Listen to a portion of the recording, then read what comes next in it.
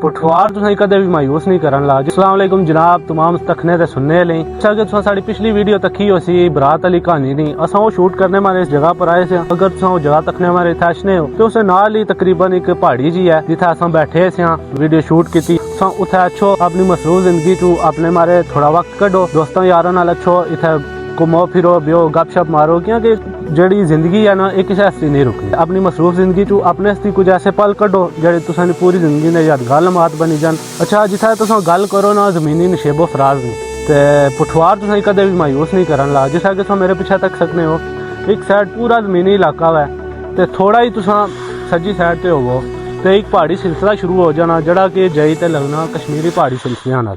ملنے اگلی ویڈیو وچ. جزاک اللہ الخیر.